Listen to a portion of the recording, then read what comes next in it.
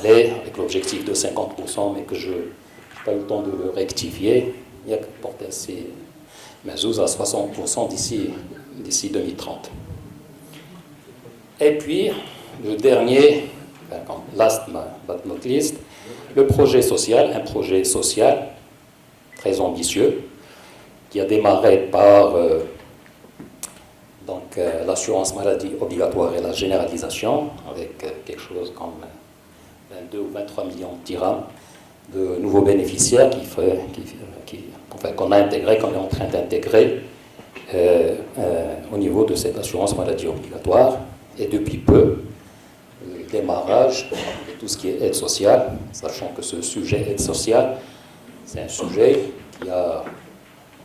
qui était dans les tiroirs, l'aide sociale directe, et sur lesquels certains notamment notre secrétaire général a travaillé, je pense, sur ce sujet, les anciens gouvernements, quand ils étaient en charge des affaires générales.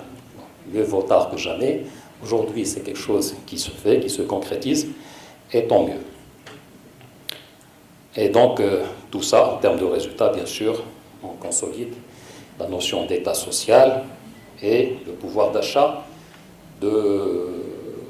du citoyen. Alors, ça, c'est le track record de l'avenir. L'avenir, j'ai essayé donc de résumer tout ce qui a été dit. Il est clair qu'aujourd'hui, la Coupe du Monde est une opportunité, mais ce n'est pas la seule opportunité. L'avantage de la Coupe du Monde, c'est que on a une échéance, on a une date, on ne peut pas la reporter. C'est une situation inédite, parce que bon, c'est quelque chose qui va nous donner un coup de projecteur sur le Maroc sans précédent, c'est clair, c'est un accélérateur de chantier, mais le Maroc a d'autres opportunités, notamment la décarbonation dans les pays développés et tout le flot, je dirais, de bonnes nouvelles qu'on a eu récemment. C'est vrai, c'est des projets qui nécessitent encore d'être travaillés avant d'aboutir, mais certains, je pense, sont plus avancés que d'autres, et on est plutôt confiant. Et l'autre élément, c'est qu'on a une diversification au niveau de ces projets. Hicham Saadani nous a présenté donc une liste de projets. Bon, il y a la Gigafactory, il y a l'hydrogène vert, il y a le X-Links. Bon, si un ou deux projets ne se font pas, on est quand même sur un potentiel projet qui ont des potentiels en termes d'investissement en plusieurs milliards de dirhams, voire parfois dizaines de milliards de dirhams, pour rester en parlant de milliards de dollars, et un potentiel à l'export du même ordre. Avec Hicham, on avait 7 millions de tonnes, je pense, d'hydrogène vert, c'est l'équivalent de 13 milliards de dollars. Je vais vous donner un exemple. Les 3,6 gigas de X-Links à exporter donc au Royaume-Uni, on ne met pas de chiffre, mais je pense que le chiffre sera en milliards de dollars. La Gigafactory, d'abord pour servir nos usines au Maroc, mais pas que, je pense que le potentiel à l'export, il est également en plusieurs milliards de dirhams.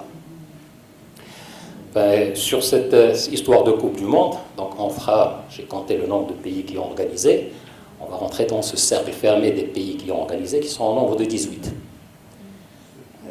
Qui ont déjà organisé. Et on ne sera pas 19e, on sera 20e, parce que d'ici là, il y a un pays qui va s'ajouter, qui est le Canada en 2026. Alors, comme je disais, il y a des opportunités, mais il n'y a pas que ces deux opportunités. Ce qu'il y a, c'est surtout notre vision. La vision, nos stratégies donc, de développement et de croissance par le développement donc, de la demande intérieure, par les IDE, et quand on voit ces projets-là autour des nouveaux, ce qu'on pourrait peut-être appeler les nouveaux métiers du Maroc, donc mondiaux autour des énergies renouvelables, c'est ces visions-là, c'est ces stratégies-là qui sont les vraies opportunités, je dirais, pour le Maroc, pour le plan et pour la réussite de ce plan. Et bien sûr, tout ça sous la vision éclairée de Sa Majesté, le roi Mohamed VI. Et cette vision, je dirais, au-delà des opportunités et des visions, ça a été dit dans un des ateliers, nos atouts sont notre enfin, monarchie pour faire simple, stabilité, etc., mais notre monarchie, notre jeunesse et notre agilité, et on a démontré par le passé, c'est vrai qu'on a eu des croissances, je pense en 2001-2008 qui étaient autour de 5%, ça a fléchi, mais durant cette période où ça a fléchi, nous avons démontré une certaine résilience face à des crises sans précédent. Nous avons eu à faire face à une multitude de crises. Alors, dans cette vision volontariste, j'ai repris tout ce qui a été dit, la volonté de l'État, donc de reproduire cette formule gagnante qui est celle qu'on a testée sur les 20 dernières années, mais en accélérant le rythme, parce qu'aujourd'hui on a des échéances et on a un objectif qui est fixé, et on a un track record, donc on sait faire et on fera encore mieux et plus vite. Nous avons comme deuxième vision volontariste, c'est ce que j'ai appelé la vision façade atlantique, et par rapport à ça, je pense à un nouvel espace de croissance et de prospérité, avec tout ce que cela peut apporter en termes de diversification de marché, en termes de rôle leader du Maroc au niveau du continent. Dernier point, par rapport à ces opportunités donc, que nous avons, c'est l'opérationnalisation du projet social du Maroc. Opérationnalisation globale, parce que ça a démarré pour la MOV il y a quelque temps, l'aide directe depuis décembre 2023, et tout ce qui va suivre par la suite, avec l'indemnité chômage, la généralisation de la retraite, etc. Donc ça, c'est nos opportunités et notre vision volontariste pour les années à venir. Maintenant, comme cela a été dit et repris dans pas mal d'ateliers, nous avons des défis. Des défis, mais si on devait qualifier, on a un défi majeur. Là, je pense que tout le monde s'accorderait à dire que le défi majeur, c'est le stress hydrique. Le stress hydrique, bon, au-delà de ce que cela va engager comme montant sur la première période de maintenant à 2027 et puis après jusqu'à 2050, c'est ça, 143 milliards de dirhams si je viens retenu, et 383 milliards de dirhams si on va jusqu'à 2050. Quand je dis c'est un défi majeur, nous n'avons aucun doute sur la capacité du Maroc à réaliser tout ce qu'il y a dans le plan national de l'eau.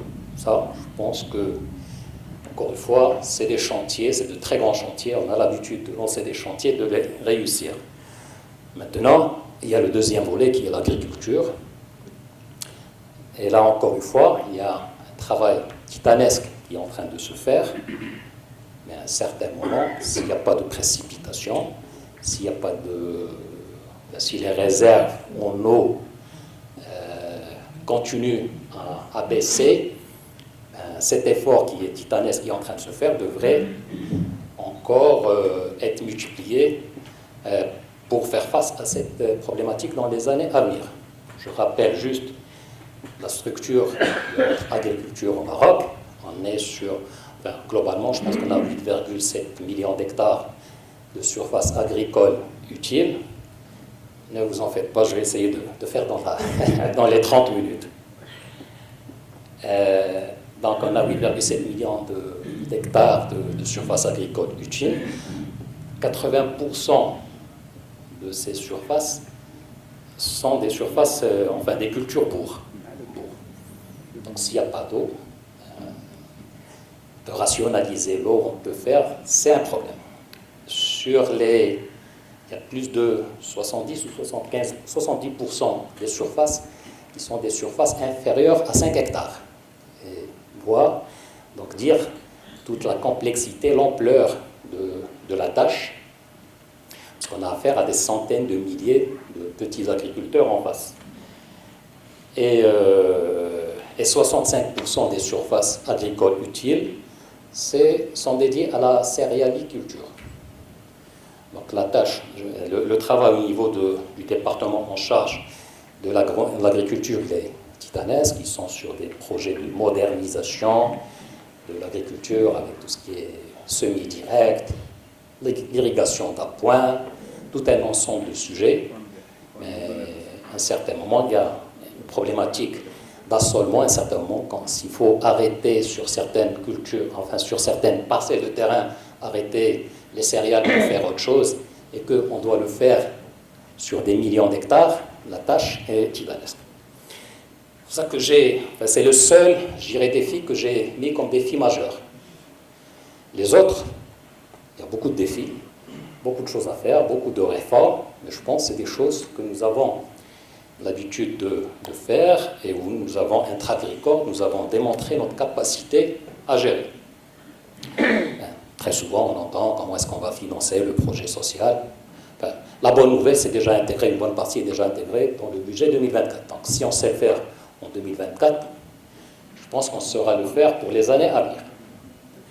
Absorber le coût d'une dette grandissante, il suffit donc de générer la croissance suffisante pour pouvoir l'absorber. Juguler l'inflation, bon, il y a des choses bien sûr qu'on sait faire, qu'on a démontré, d'autres qu'on risque de subir dans les années à venir. Quand c'est de l'inflation importée, mais bon, on a une expérience par rapport à ça. C'est-à-dire que l'avantage qu'on a cette fois-ci, enfin dans l'avenir par rapport au passé, c'est que nous avons déjà expérimenté ça et nous avons mis en place les dispositifs qu'il faut. Si ça devait se reproduire, je pense qu'on réagirait même plus vite que lors de l'exercice 2023 où on a déjà fait des exploits par rapport à ce travail sur l'inflation. L'arrêt de la voiture à combustion en 2035, on en a parlé, c'est un défi, c'est en même temps une opportunité.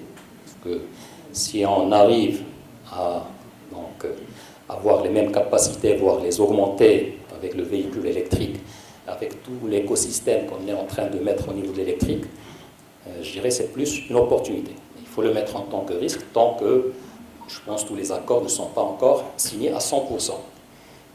Tout à l'heure, on a parlé de la décarbonation de l'économie mondiale comme une opportunité. Au niveau local, c'est un défi. Parce que pour continuer à exporter, il faut bien respecter un certain nombre de normes. Et donc c'est un effort de mise à niveau qui n'est pas négligeable, mais qu'on saura gérer. Si le système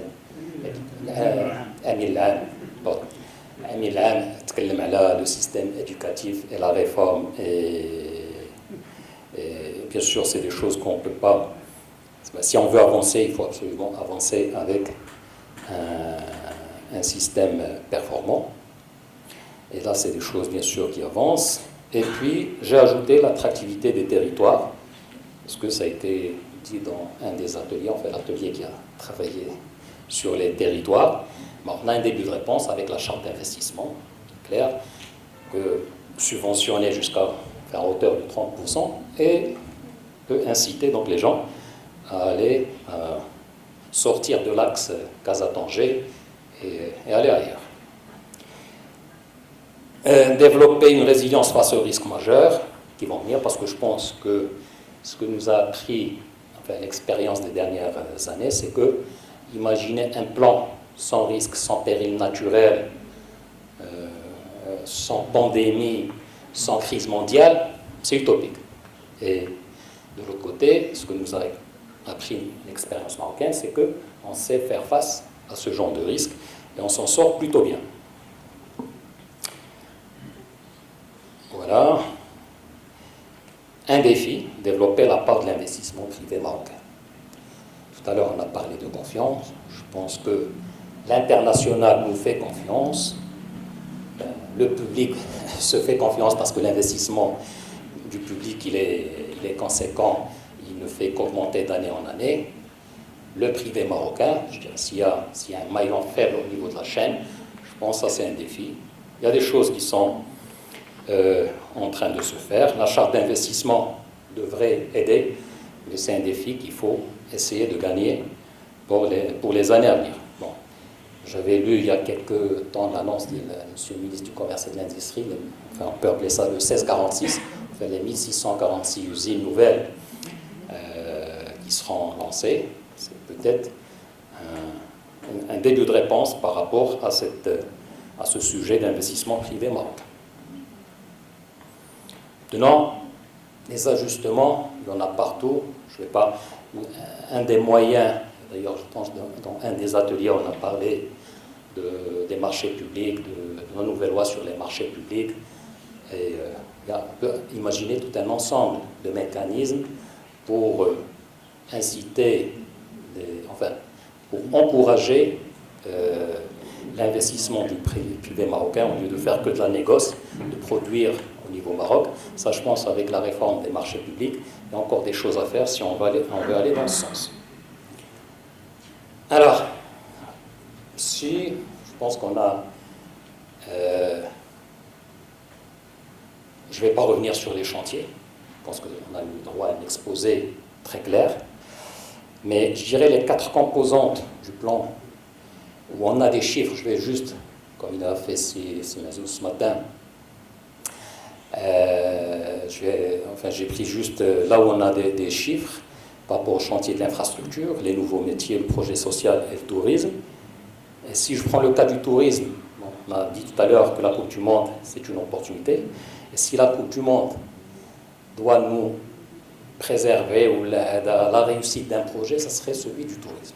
Je pense aujourd'hui, avec tout ce qui est en train de se mettre sa main avec tous ces chantiers-là, s'il y a un chantier où, je pense, au tout début de l'intervention, c'est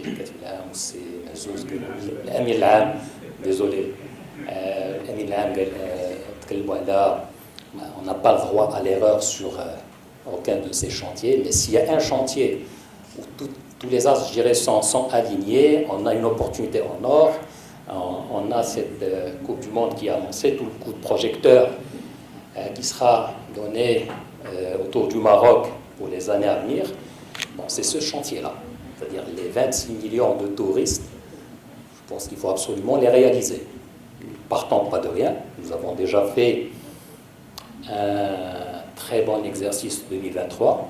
Je pense que les arrivées devraient tourner autour de 14,5 millions de touristes en 2023, plus 1,5 par rapport à un exercice complet qui est 2019, qui n'est pas touché par la dernière pandémie. C'est un exercice challenging, ça veut dire qu'il faut faire un TECAM d'ici à 2030, on fait un taux de croissance moyen de 10% sur l'ensemble des arrivées.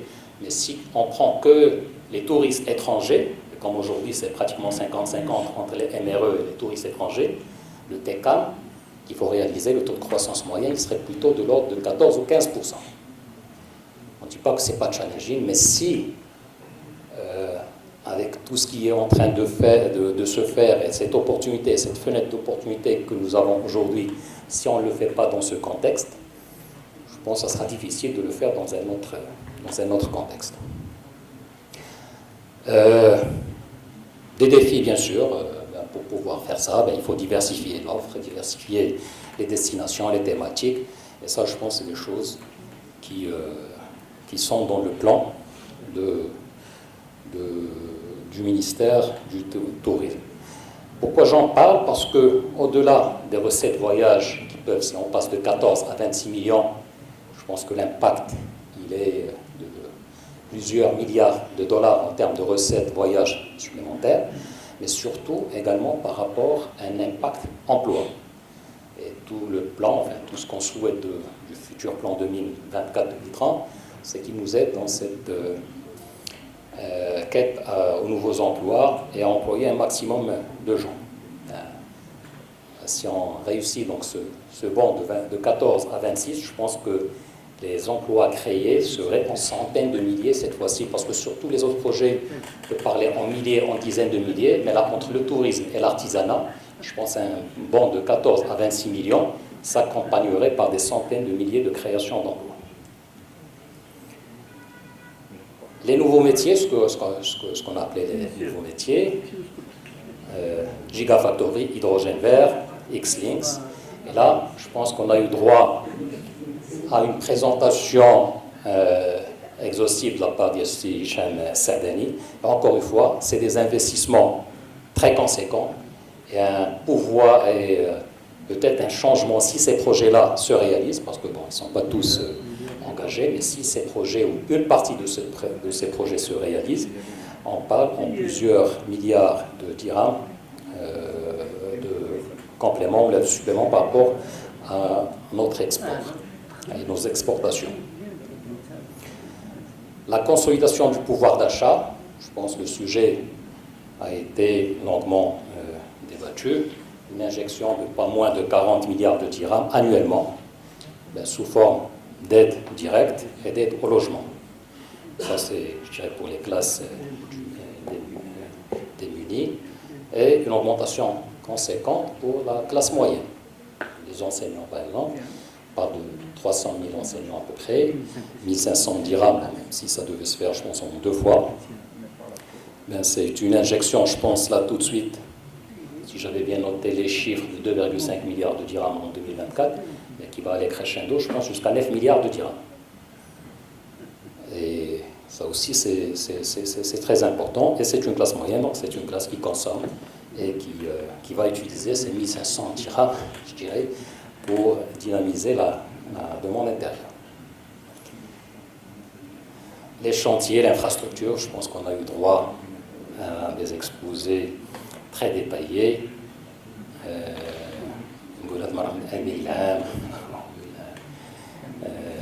Toutes les interventions. Et là, encore une fois, on parle, si on prend juste les 3 types de chantiers de 450 milliards de dirhams, mais ce n'est pas un chiffrage exhaustif, avec un essor hors norme sur l'entreprise marocaine, le rayonnement de cette entreprise marocaine, bien sûr, sur les emplois.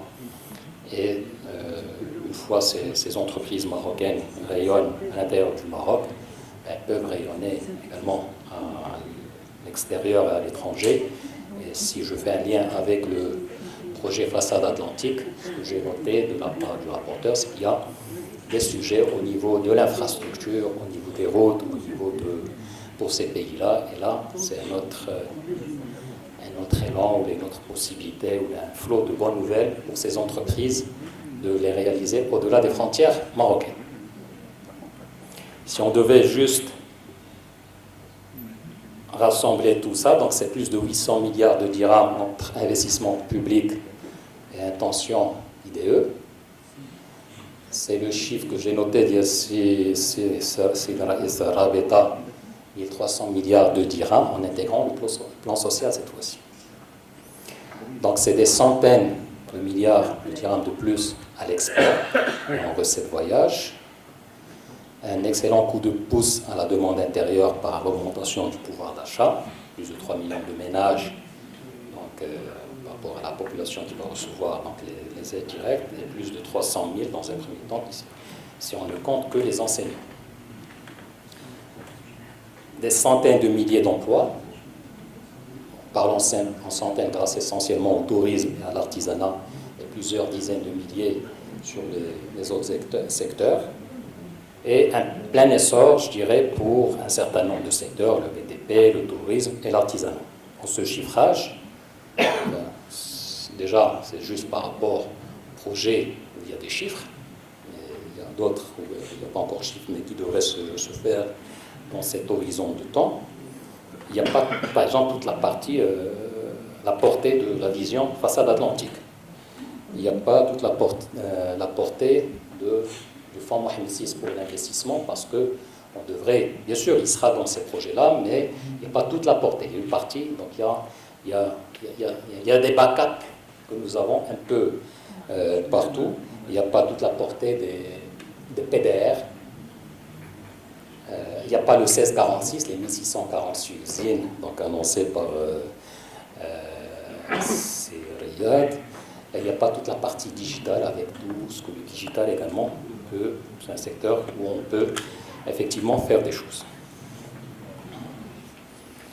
Voilà, j'ai fini. Alors en conclusion, je pense que nous avons le plan qu'il faut et sans aucun doute avec notre track record, nous avons le track record pour le réaliser et le faire. Nous avons des atouts exceptionnels, nous avons une fenêtre d'opportunité inédite avec la Coupe du Monde, mais pas que. Nous avons des défis, mais qui sont dans nos cordes, à relever et des réformes à accélérer. Je dirais en tant qu'alliance des économistes d'Istiqlal, notre confiance est totale dans le plan et dans nos institutions. Notre rôle aujourd'hui, maintenant, est d'en faire la propagation la plus large possible. Et je terminerai par ce qu'a dit C. Janel. Il y a deux mots d'ordre, la confiance et le sérieux. Le sérieux doit constamment définir notre ligne de conduite dans la vie de tous les jours, comme au travail. Donc le discours royal, je terminerai par cette partie donc, du discours royal qui vient donc du discours royal à l'occasion de la fête du trône 2023. Et merci.